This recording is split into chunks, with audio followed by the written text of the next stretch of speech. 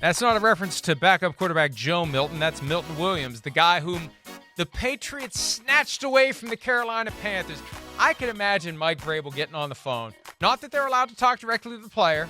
Wink, wink, nod, nod. But I can imagine if they were allowed to talk directly to the player, I can imagine Mike Vrabel saying, "You really want to play for the Panthers? Are you kidding me?" Like, we know how Vrabel is. Like, dude, don't you? I mean, fine.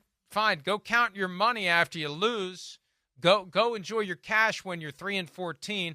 Not that the Panthers are going to be that way, but I just think that's how Vrabel would make his pitch. Whatever it was enough to get the Eagles' defensive tackle away from the Panthers, just as the Panthers were getting the deal done. Shefty said it's going to get done. That's how certain everyone was. Right, like I told you. And the Patriots and took it away. Yeah, certain websites that I follow, right? Our Lads is a great one you follow for rosters and what's going on. They had Milton Williams on the Carolina Panthers already, right? So that's how far down the road was. And it feels like – and then Arizona, as I understand, I think was involved in a little bit of it there. I don't know to how much or to what extent. And I know yesterday as we were signing off the show, we talked about I thought Arizona and New England would get in a bidding war over Milton Williams. But either way, it feels like New England swooped in at the last second and threw some extra change on the pile. That's what it feels like to me.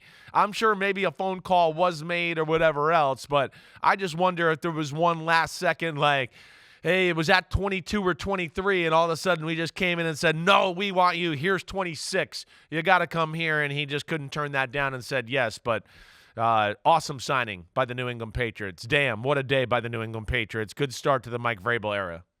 4 years, $104 million with $63 million guaranteed. Now, again, that's full guarantee with injury included, not what he's guaranteed to make at signing. We're going to get the contracts and break down the big ones. We're not going to break down every single one of them. I'm already getting texts, though, from people saying the reported numbers for some of these are just off. They're just baloney. And it's don't ask, don't tell when the agent sends the insider the information and they take it and tweet it. And if you stop and pause to think about it, you lose the race. More times than not, like I know, look at the guaranteed number and go, it's a 2-year, whatever that guarantee is, contract. That's what it is. That's one of the things I always try to break down. Right. When does it become a year-to-year team-held option? Right. When can the team rip up the deal? That's all that matters. Is it after 1 year? Is it after 2 years? Is it after 3 years? Very rarely does it go 3 full years. And it never, except for Deshaun Watson, goes beyond 3 years of a firm commitment made by the team. I agree. That's the way it is, right? Or every now and then you go, oh, wait, it's a 2 or 3 year deal with $16 million guaranteed. And you go, well, that's a 1-year deal. It's a 1-year deal, right. And then it goes into the options. So, yeah, that's how it should be broken down more times than not. That's the reality of it. And if the player doesn't play good football, he never sees beyond that point or that guaranteed contract, to your point and what you're saying with the year-to-year options. So, in reality, that's what a lot of these contracts really are. It is the most screwed up way of doing business in the traditional sense because these contracts are one way. The team can tear them up whenever it wants. The player can't. The team can trade the player's contract whenever it wants.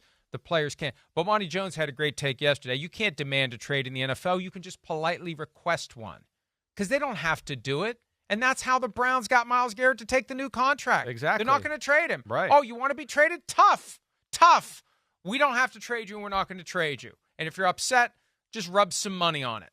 Not that that's going to work, but that's what the Browns did. Hi, it's Mike Florio. Thanks for watching PFT on YouTube. Hit subscribe for the latest news and analysis from Pro Football Talk.